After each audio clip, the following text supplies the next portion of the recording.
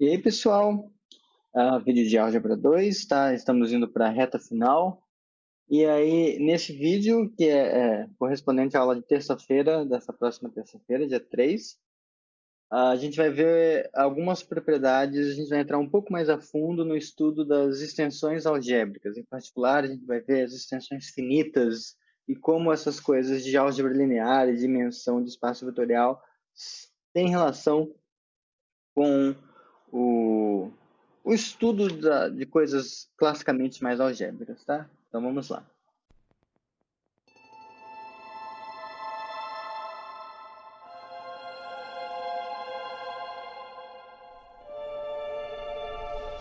Então, a primeira coisa que eu pretendo começar abordando não tem a ver ainda com, pelo menos não a princípio, com algebricidade e transcendência. Pelo menos essa definição independe, no primeiro momento, disso. Bom, se você tem uma extensão de corpos LK, então você tem lá o corpo K, é o corpo L que contém o corpo K, e isso aqui é como subcorpo. Então, o K é subcorpo de L. O elemento neutro da multiplicação é o mesmo, e todas e as operações do K são restrição das operações do L, tá? Tipo, racionais entre reais, essas coisas que a gente já está acostumado. Bom, então, quando você olha para o L e pega um elementozinho alfa, você pode construir essa coisa aqui, esse K alfa, sem usar morfismo, sem usar nada doido, só usando essa ideia aqui, ó. O menor subanel de L que contém K e alfa. Então, a ideia é mais ou menos a seguinte: você tem lá o corpo. Vamos pensar, por exemplo, na reta real. Tá? Então, por exemplo, imagina que você está nessa situação aqui, ó. K igual a Q, deixa eu reescrever aqui. O corpo K, o corpo menor é Q, e vamos pensar que o L é igual a R, e que o alfa, eu vou ser preguiçoso, eu vou fazer o mesmo exemplo que eu já fiz, é o raiz de 2. A gente já está acostumado com esse exemplo, tá? Então, tem exercício, no final do capítulo 1 lá, que pede para provar o seguinte: se você pega uma família não vazia de subanéis e toma interseção dessa família, então essa interseção vai ser um subanel, tá? É o mesmo padrão, né? Se você tem uma família de ideais e toma interseção, a interseção desses ideais é um ideal. Se você tem uma família de subanéis e toma interseção, essa interseção também é um subanel. Aqui vai ser a mesma coisa. Então, em particular, se você pega todos os anéis, todos os subanéis da reta real, que contém o quê? E você tomar a interseção deles, isso vai ser um subanel que vai ter que conter o quê? Se você pegar esses subanéis, além de tudo, contendo raiz de 2, eles vão ter que conter, essa interseção vai ter que conter o raiz de 2. E qualquer outro subanel que faz isso, vai conter essa interseção. Então, esse cara, dessa forma, existe. Só que, moralmente, a ideia desse menor subanel que contém o K e o alfa, a ideia é você pensar assim: eu tenho esse corpo menor, o K, no caso o Q, e tenho esse outro elemento, a raiz de 2, que não pertence aqui. Quando eu quero o menor subanel que contém tanto Q quanto raiz de 2, a ideia é que a gente vai fazer todas as operações possíveis entre os elementos de Q e o raiz de 2. As operações no sentido de anel. Então, a gente vai multiplicar esse raiz de 2 por ele mesmo várias vezes. A gente vai multiplicar esse raiz de 2 por números racionais. Vai pegar resultados dessas multiplicações. Então, quando você fecha por tudo isso, quando você pega a coleção disso tudo, meio que o que você tem é esse menor subanel que faz isso. E aí não é difícil se convencer, no texto está explicadinho, que exatamente por conta dessa filosofia, digamos assim, esse K-alfa, ele coincide com a imagem do, sei lá, vou chamar de E, a imagem de E, onde E é aquele velho conhecido nosso, o morfismo de avaliação, que nesse caso vai pegar cada polinômio aqui e mandar no valor que a gente obtém quando substituir as ocorrências de x por esse alfa aqui em questão. Então, como imagem de morfismo de anel é subanel, então isso fica um jeito mais prático de ver. Assim. Daí, bom, a gente tem o menor subanel que contém esse cara. Por outro lado, a gente também poderia, em vez de olhar o menor subanel de L que contém esses dois, a gente poderia olhar esse K alfa agora com parênteses no lugar desse outro símbolo. É o menor subcorpo de L que contém K e alfa. Nesse caso, além de você exigir que o raiz. Que raiz? Eu tô doido. Além de você exigir que seja fechado pelas operações e aquelas coisas todas, você vai querer que os inversos multiplicativos dos elementos que estão nesse subanel aqui, digamos, vai querer que os inversos multiplicativos desses caras, que existem, tá? Os inversos multiplicativos existem, mas a princípio eles moram no L. O L é corpo, então os inversos multiplicativos dos caras aqui não nulos, eles existem e moram aqui. O que você vai pedir é que os inversos multiplicativos estejam aqui. Tá? Moralmente é isso. Que essa coisa sempre existe é o mesmo tipo de argumento. Você pega a interseção de subcorpos, isso vai ser um subcorpo. Então, da mesma forma, você vai ter que ter sempre o menor subcorpo que contém esse negócio. Aí, em geral, esse K alfa é isso aqui, ó.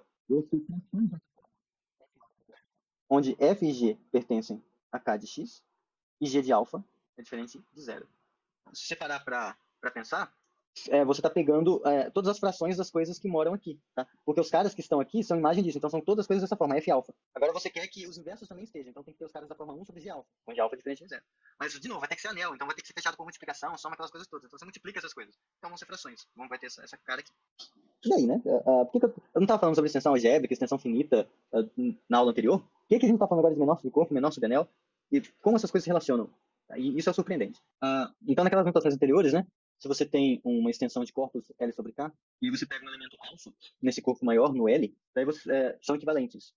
Você dizer que o alfa é algébrico sobre K, lembrando o que significa o alfa ser algébrico, né? Significa você dizer que existe um polinômio P com coeficientes em K, por isso que é sobre K, e é um polinômio não constante, obviamente, tal que esse alfa é raiz daquele polinômio. Tá? Isso é ser algébrico. Então, isso é equivalente a você dizer que K alfa, mas como subanel, é igual a K alfa, só que agora trocando como subcorpo. Em outras palavras, se você pega o menor subanel, que contém tanto K quanto alfa, esse menor subanel vai ser também um subcorpo. Então, automaticamente, ele vai ter que ser o menor subcorpo. Então, você tem essa igualdade aqui.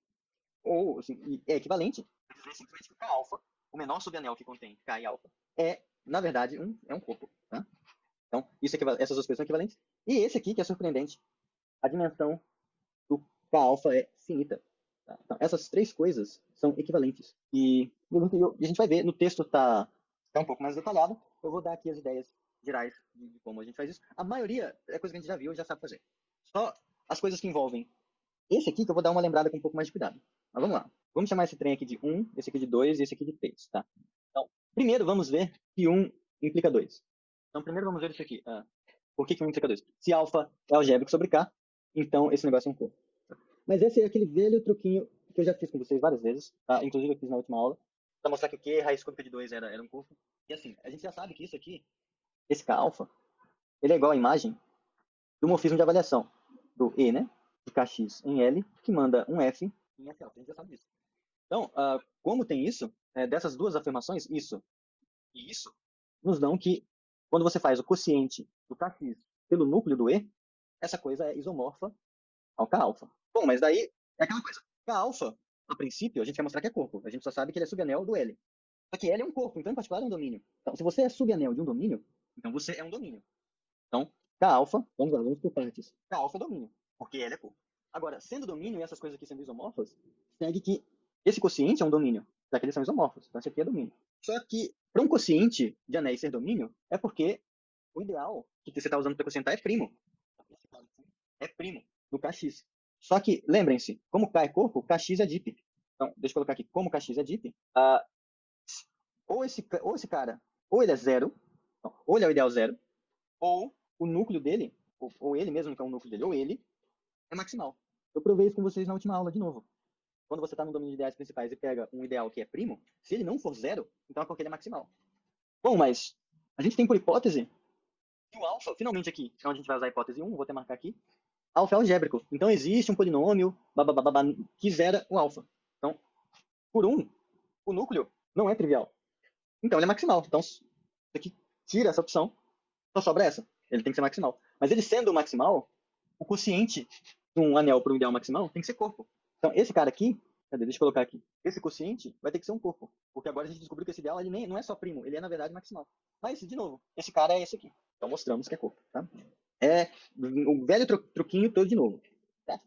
Agora, em particular, daqui onde a gente já está, a gente já consegue ver que vale a volta. Né? Por quê? Veja, se o K alfa é corpo, significa que esse quociente aqui tem que ser um corpo. Então, se você começa supondo que o K alfa é corpo, então é porque esse quociente é um corpo. Mas se esse quociente é um corpo, então não pode ser o caso do núcleo ser zero. Então, se esse cara é um corpo, o núcleo tem que ser diferente de zero. Porque se fosse igual a zero, Kx quocientado pelo ideal zero é o próprio Kx. Só que Kx nunca é corpo. E aí a gente teria Kx, que não é corpo, isomorfo a K alfa, que é corpo. Não pode. Então, se o K alfa é corpo, esse núcleo tem que ser diferente de zero. Mas sendo diferente de zero, existe um polinômio lá dentro, que anula o alfa. Não, é o que você precisava. Um polinômio não constante que anula o alfa. Então, 6 somente C2, já foi.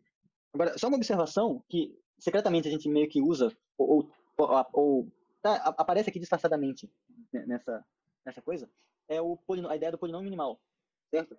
Então, ó, o que é essa coisa, né? Se o alfa é algébrico sobre o K, vou começar a colocar assim.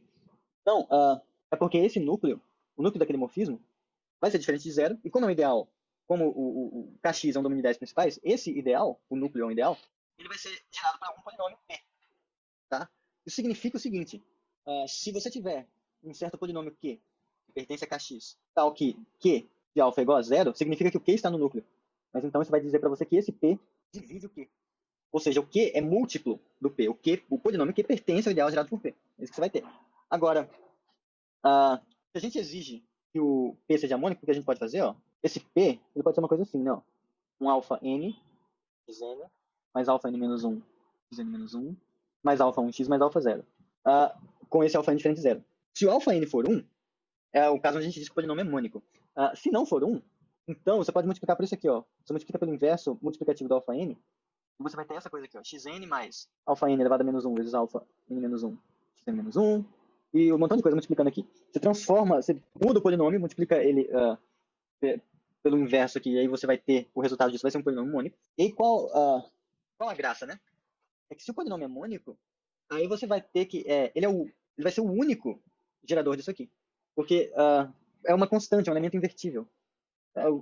A gente já viu em algum exercício que, quando a gente estava estudando aquelas coisas de associados, aquelas coisas assim, se você tem P e Q associados, ou seja, eles são idênticos a menos de você multiplicar por um invertível, e isso aqui é um invertível, então o ideal gerado por P é igual ao ideal gerado por Q. Mas, enfim, e daí? E daí que agora, esse polinômio que você pegou mônico, ele ainda vai zerar o alfa, tá? Porque se você troca todas as ocorrências de x por alfa aqui, se você trocasse aqui, isso aqui ia dar zero. Porque a gente está supondo, em particular, o P está no núcleo, então em particular você tem isso aqui. Mas se você multiplica por esse alfa n-1, ainda vai estar dando zero. Então esse cara, ele ainda zera ele, e vai ser o menor polinômio. Ele vai ser o menor polinômio, não, vai ser o polinômio mônico de menor grau, que zera o alfa, tá? Mas aí você podia pensar assim, mas por quê, né? Se você pegar qualquer outro polinômio mônico que zere o alfa, ele vai ter que ser dividido pelo P.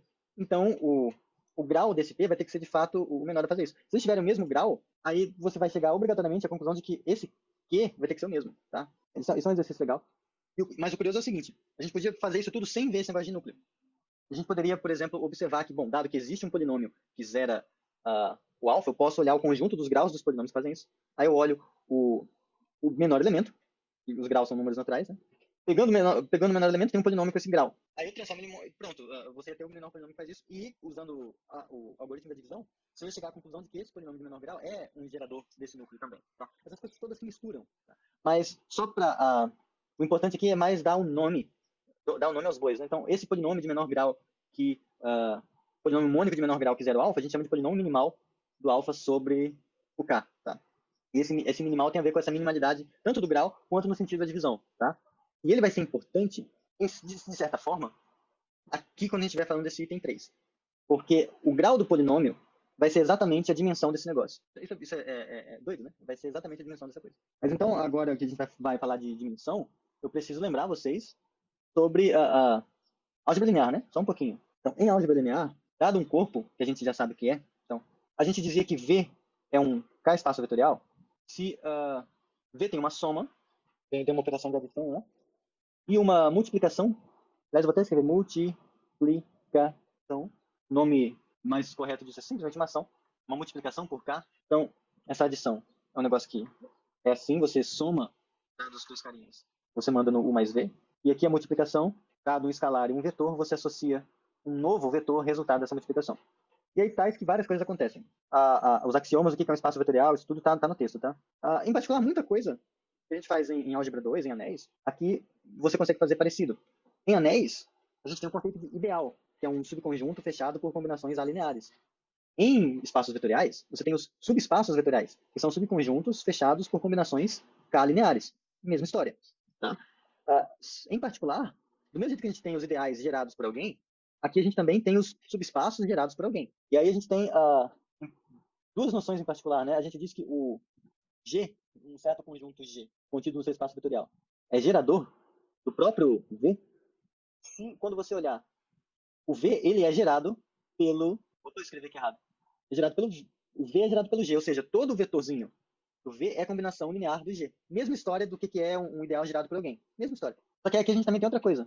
G a gente chama de linearmente independente. Acho que tá certo. Linearmente independente, LI, né? Se sempre que a gente tiver uma igualdade do tipo assim, ó, alfa i, gi igual a zero, com alfa i pertencente a k e esses gi's pertencentes a g, sempre que a gente tiver uma combinação linear de vetores de g dando zero, então alfa i for igual a zero para todo i. Isso aqui é qualquer combinação. O g pode ser, inclusive, infinito. Tá? Ele poderia ser infinito e não importa quantos carinhas finitos você pegasse lá. Se você arruma uma combinação linear deles dando zero, então é porque os escalares são zero. Tá? Um super teorema importante, tem dois aqui. Antes de enunciar eles a definição, né? Dizemos que B contido em V é base se o B gera o V e B é Li. Então, isso é a definição do que é a base de um espaço vetorial. Aí tem dois teoremas importantes. Então, eu vou chamar de fato 1. Vou chamar de fato 0, né? Porque coerência. Então, fato 0 de V, de um espaço vetorial V. Então, a cardinalidade de uma base é igual à cardinalidade da outra base. Então, quaisquer duas bases têm a mesma cardinalidade.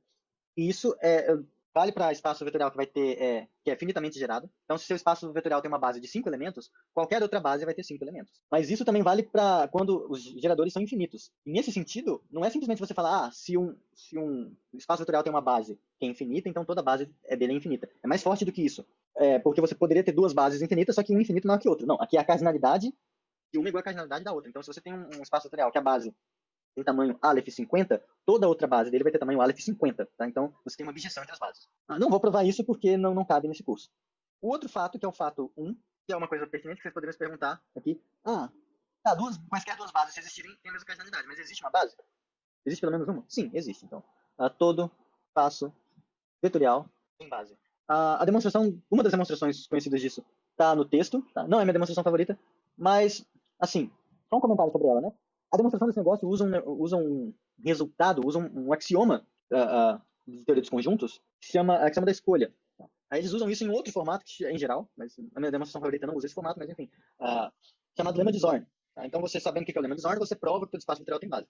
Por outro lado, finge que você não sabe que o lema de Zorn existe ou que o axioma da escolha existe. Você não assumiu ele na sua vida, você tem os outros axiomas dos conjuntos lá. Se você assumir que todo espaço vetorial tem base, você consegue provar o axioma da escolha. Você consegue provar o lema de Zorn. Então, moralmente, você pode assumir isso como axioma. Isso não é um problema. Então, se você olhar lá a demonstração de que lema de Zorn implica isso e achar ela muito estranha, beleza, só assume como axioma. É moralmente a mesma coisa que você faria aceitando o lema de Zorn para provar esse negócio. Então, assim, tudo bem. Então, todo espaço vetorial tem base. Com essas duas coisas, com esse fato 0 e esse fato 1, veja só, todo espaço vetorial tem base. Quaisquer duas bases têm a mesma cardinalidade. Então, a gente tem o direito de associar a um espaço vetorial a cardinalidade de uma base, porque qualquer outra base dele vai ter o mesmo tamanho, então esse número vai estar bem definido. Isso é o que a gente chama de dimensão do espaço vetorial sobre K. É igual à cardinalidade de B para qualquer base B de V. Pelo menos uma base existe, fato 1, e quaisquer duas bases têm a mesma cardinalidade, fato 0. Então, pelo fato 1, existe alguém para a gente chamar de dimensão, e pelo fato 0, essa nomenclatura está bem definida no sentido de que ela independe da escolha de representantes. Bom, feito isso, agora que a gente já está lembrando um pouco melhor o que é base, o que é essas coisas todas, então o direito de a gente pode atacar com um pouco mais de calma esse item 3 aqui, ó. Pelo seguinte, nota que se L... Deixa eu usar até outra letra, né? Vamos usar mesmo. Se L sobre K é extensão, corpus, né? Então, em particular, esse L é um K espaço vetorial. Poxa, mas por que é um corpo? O corpo é espaço vetorial? Não faz sentido. Que coisa é essa? Faz sentido sim, pessoa. Porque, ó, veja, R contido em C. C, números complexos, é um corpo que contém o R. Mas você pode olhar C como sendo um R espaço vetorial. Como, né? Você soma dois números complexos do jeito que você já está acostumado. Então você está somando os seus vetores do jeito que você quiser lá. Você tem a soma dos vetores. E quando você vai multiplicar, em particular, se você sabe multiplicar dois números complexos. Você sabe multiplicar dois números complexos, mas se você troca esse B por zero, você também sabe multiplicar. Mas você multiplicar esse número complexo por isso, é a mesma coisa que você está multiplicando esse número real por isso. Então você sabe multiplicar números complexos por números reais em particular, porque você já sabe multiplicar complexos com complexos. Daí é só uma questão de olhar até perceber que o C, por ser um corpo, vai satisfazer, por ser um corpo que contém R, vai ser um espaço vetorial sobre R. Tá? E só que isso vale mais geralmente. Se você tem um corpo que contém outro como subcorpo, então o corpo maior é um espaço vetorial sobre o corpo menor. Em particular, o K-alfa, esse cara aqui, é um subespaço vetorial. Porque ele é fechado por combinações K lineares. Então ele também é um espaço vetorial sobre o K. Então faz sentido a gente se perguntar sobre qual é a dimensão desse negócio aqui. Tá? Então vamos lá. Vou mostrar que 2 implica 3. Lembrando que 2 era K-alfa é corpo, e o 3 é você dizer que a dimensão do K-alfa sobre o K é finita. Então a gente quer mostrar que esse implica esse. Mas a gente já sabe que 1 é equivalente a 2. Então o que eu vou mostrar é que 1 implica 3. É mais direto. Tá? Bom, Se alfa é algébrico, tá? O 1 era alfa é algébrico. Se o alfa é algébrico sobre K, então existe um polinômio P. Aliás, vamos colocar assim, né? Então existe P pertencente a Kx, é um polinômio minimal. Já vou pegar o polinômio minimal. Bom, então, a afirmação é que essa coisa aqui, 1, alfa, alfa 2, até alfa n-1, é base de K alfa, onde quem é esse n que apareceu, né? N é igual ao grau do polinômio. Tem dois jeitos de você fazer isso. E, essencialmente, eu já fiz na última aula. Porque o K-alpha, a princípio, a única coisa que a gente sabe sobre o K-alpha é isso aqui, ó. Ele é o conjunto das coisas dessa forma. F-alpha, tal que F pertence a Kx. É isso que a gente sabe a princípio. Só que o que a gente quer mostrar com isso, secretamente, é que esse K-alpha vai ser isso aqui. Vão ser os caras da forma 1 vezes algum escalar, então vai ser eta. Deixa eu colocar aqui A0. A0 vezes 1, mais A1 vezes alfa, mais a n-1 vezes alfa n-1, onde A0 a n-1 pertencem a K. Ou seja, eu quero mostrar que todo mundo aqui é combinação linear desses vetores, a gente está pensando isso como vetores agora, e depois a gente tem que mostrar que, se a gente mostrar isso, já vai ter garantido que a dimensão é infinita. Mas é um bom exercício já verificar que vai ser LI também. E aí você pode fazer isso no braço, aí vai ser o mesmo truque. Você pega um cara dessa forma, divide pelo nominal, e vai ter o resto que vai ter grau menor que esse. É o mesmo truque que eu fiz na aula passada.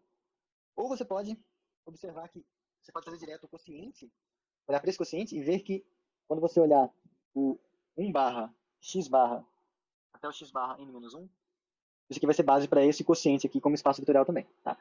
Vou deixar para vocês fazerem isso, porque é legal para praticar as definições e tal, não é complicado. Mas se não conseguir provar que é LI, se você provar pelo menos essa igualdade, você vai ter mostrado que ele é finitamente gerado. E aí, pronto, a dimensão vai ter que ser finita. Por resultado de álgebra linear. Tá legal? Finalmente, falta só... então a gente já fez 1 implica 2. Cadê? A gente já fez que 1 implica 2. Aí a gente fez o 2 implica 1. O 2 implica 1 também. E aí, com isso, a gente fez o 2 implica 3. Usando o 1. Então daqui a gente veio para cá. Então daqui veio para cá. Falta agora esse aqui. 3 implica 1. Se a dimensão desse negócio é finita, então alfa é algébrico. Eu não vou fazer o 3 implica 1. Eu vou fazer o 3 implica 2. Porque se a gente fizer o 3 implica 2, como 2 também implica 1, a gente vai ter feito esse negócio, tá? Há muito tempo atrás eu sabia provar isso do jeito que as pessoas provam, mas eu não sei mais fazer isso, porque agora a única coisa que você fazer é com esse lema aqui, ó. Se você tiver D, um domínio que contém K como subanel, e a dimensão, aí você pode ver esse D em particular, você vai poder ver ele como um espaço vetorial sobre o K. Se a dimensão desse domínio sobre o K é finita, então D é corpo. Se você prova isso, o 3 implica 2 ele sai de graça, porque veja, o K alfa, ele sempre é um domínio. Então, ele sendo um domínio, que ele contém o K como subanel, se a dimensão dele é finita, que é essa hipótese, então ele vai ter que ser corpo. É automático desse lema, tá? Eu gosto desse lema porque ele usa o teorema do núcleo da imagem, tá? Eu só vou dar uma ideia da prova. A gente quer mostrar que D é corpo, né? Então, dado D pertencente a D diferente de zero, a gente quer encontrar o D', que pertence a D, então que D vezes D' é igual a 1. Mas veja, essa psi aqui que eu vou definir de D para D, que pega um certo x, multiplica por x vezes D, isso aqui é transformação linear. Transformação linear é tipo morfismo de anel, só que preserva as operações dos espaços vetoriais. Então, quebra para soma e os escalares que estão multiplicando, eles saem. É isso. É uma transformação linear. E o núcleo dela, mesma coisa que a gente já está fazendo aqui, é trivial, porque D é domínio. O único jeito de você multiplicar um cara do D, do Dzão, por esse Dzinho, e isso aqui dá zero, é se o próprio x for zero, porque a gente está pegando um D que é diferente de zero. Tá? Então, o núcleo é trivial. Então, pelo teorema do núcleo da imagem, o que a gente tem é que a dimensão do domínio, aqui o domínio da função é um domínio, mas a dimensão dessa parte tem que ser igual à dimensão do núcleo, mais a dimensão da imagem. Só que como esse cara aqui é zero, significa que a dimensão desse domínio é igual à dimensão da imagem. Mas como, de novo, como a gente está supondo que a dimensão é finita, esse tipo de coisa só pode acontecer. Então, como a dimensão é finita, em espaços de dimensão finita, o único modo em que um subespaço tem a mesma dimensão no espaço todo é quando eles são iguais. Então, D é igual à imagem. Ou seja, essa função aqui é sobrejetora.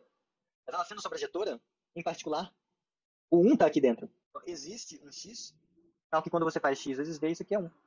Acabou. Mostrei que é pouco. Então, pessoal, isso encerra, isso mata essas três equivalências, a equivalência dessas três coisas. Alfa ser algébrico, K-alfa ser corpo e a dimensão desse negócio aqui ser finita. Bom, mas aí, dá pra gente repaginar um pouco algumas dessas coisas. A gente vai é comum chamar assim, ou escrever dessa forma, a dimensão do L, quando você tem uma extensão L do K, a gente chama desse L, 2 pontos K, o grau da extensão. Esse aqui é o grau da extensão. Vai ser a dimensão do L como K é espaço vetorial. A gente vai dizer que a extensão é finita se esse grau é finito, se o grau da extensão é finito. Aí a outra definição que a gente já tinha visto, né, é que se a extensão é algébrica se todo alfa é algébrico sobre K. Bom, mas aqui a gente viu que esse alfa ser algébrico sobre K diz pra gente que K alfa, diz pra gente que essa extensão aqui, ó, é finita. Tá? Agora, não só isso, qualquer outro cara que você pegar aqui, se você fizer o subcorpo dentro desse cara, vai dar um subespaço dessa coisa que tem dimensão finita, então ele também vai ter dimensão finita. Então, essa extensão aqui, ela mesma vai ter que ser algébrica. Então, em outras palavras, esse argumento mostra pra gente que toda extensão finita é algébrica. Tá? Tem um outro jeito de você ver que toda extensão finita é algébrica, mas tá no texto, não vou gastar tempo com ele aqui. Tá? Só que não vale a volta, tá? Existem extensões algébricas que não são finitas, tá? É importante mencionar. Provavelmente eu vou deixar isso destrinchado em algum exercício, você assim, verem exemplos dessas coisas. E aí, só para finalizar, dado esse critério que a gente viu, a gente sabe, então, como que é uma extensão. A gente tem essa extensãozinha aqui, a gente sabe que ela é finita precisamente quando o alfa é algébrico sobre K. Mas, por sorte, talvez, assim, por muita simetria no mundo, a gente meio que consegue usar isso para, pelo menos, caracterizar as extensões finitas como um todo. Tá? Que é o seguinte, uma extensão ela vai ser finita, principalmente se existirem alfa1, alfa-n pertencentes a L, algébricos, sobre K, tais que esse L é, na verdade, K alfa1 até alfa-n. O que é esse K alfa1 até alfa-n? É o menor subanel, a princípio, que contém tanto K quanto todos esses caras aqui. Então, isso significa que quando a sua extensão é finita, você vai conseguir, ela vai ser algébrica em particular, mas aí você vai conseguir finitos caras, tais que no fundo, esse L é exatamente, ele é o menor, ele é um corpo, mas aí ele vai ser algebricamente gerado, em certo sentido, por todas as combinações algébricas ou polinomiais dessas coisas aqui. Tá? A demonstração está no texto, ela é só um pouco mais delicada do que o que a gente já viu, e usa um outro resultadinho de dimensão, só que eu não pretendo fazer ele aqui em vídeo. Se for o caso, a gente discute ele na aula síncrona, ou depois nas aulas do meio de novembro para frente, que é quando a gente vai atacar os resultados mais delicados com calma. Vou fazer as demonstrações com calma e tudinho. Mas só para dizer para onde a gente vai aqui agora, ó, em particular, esse último resultado que eu falei diz pra gente o seguinte, ó, se você tiver sobre Q agora, uma extensão finita, então vão existir certos alfa1 até alfa-n, tais que esse L é, na verdade, Q de alfa1 até alfa-n.